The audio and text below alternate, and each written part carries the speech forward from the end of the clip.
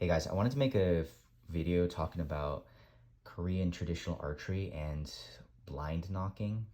For those of you who don't know what that term is, it's basically just like how do you get the arrow to be in your knocking point without having to look down at it as you do so. So I got asked a question a long time ago by someone at the range I was talking to about how to do that effectively. And I think this individual is talking more for like trick shooting, speed shooting, that kind of thing. But of course, even for historical archery, it's quite a relevant question because if you're looking at this and you're like very carefully being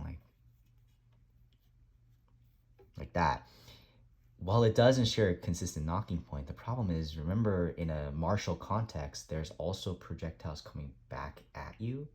So if you're looking at this and you're not looking forward, that increases the chances that you're going to get dinged by an enemy projectile. So knowing how to knock effectively without having to look at the string is very important.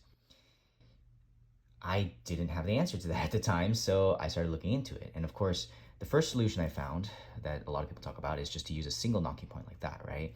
And to come up from the bottom or come from the top. I wasn't ever really quite satisfied because the string would sometimes, like the arrow would slip off the string like that sometimes, or it would like slide around like this.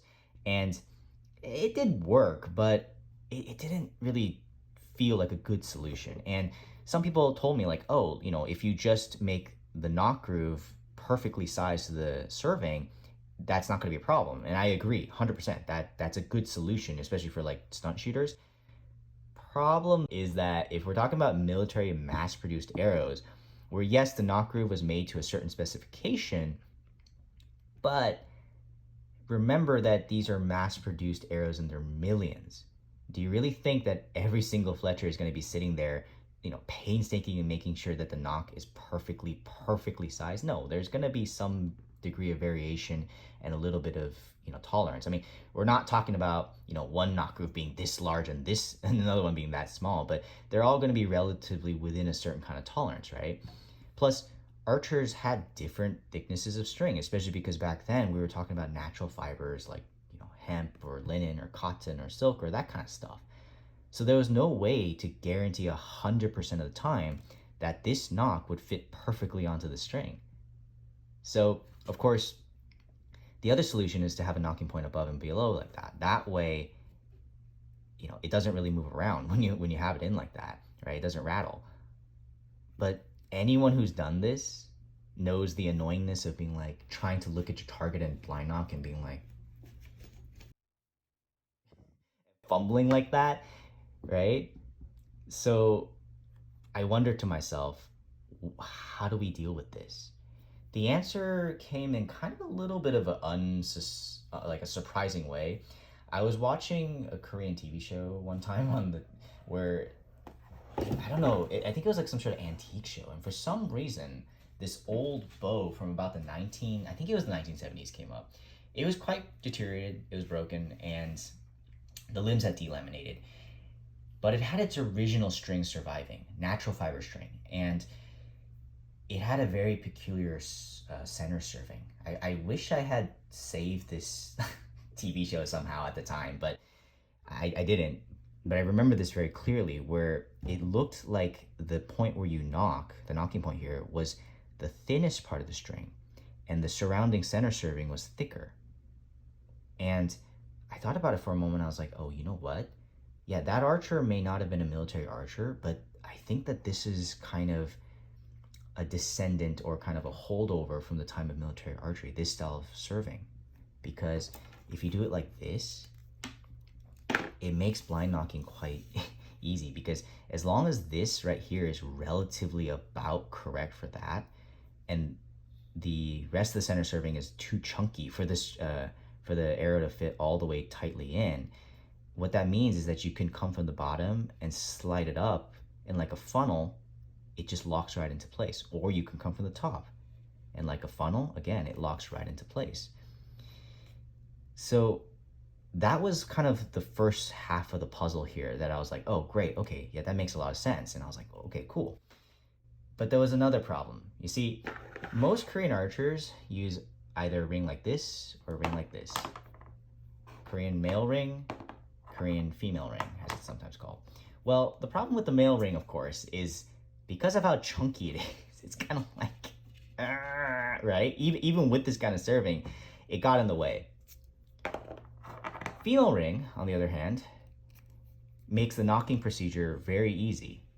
You don't have to really look at it. It goes right in and, boom, you're good to go, right? But I also noticed something. In the heat of the moment when you're trying to knock quickly, sometimes it's easy to like do this and get the thumb ring kind of in a weird position like that, and then you have to stop, slide it back into position, and then do this. Like, that's not gonna work in the heat of battle, right?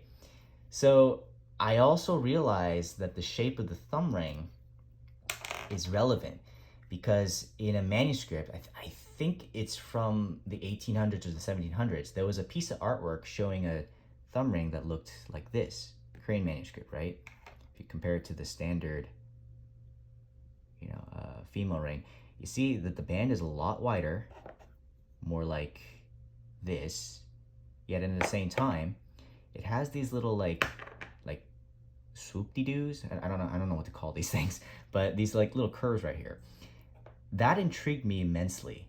So I decided to make a prototype, right, just to see what happens. And when I got it on, I understood why it was built like this, because these curves, they lock into the bones on either side, meaning that you can just move your thumb like you normally do. And yeah, there's a little bit of movement in the ring, but it doesn't really come loose.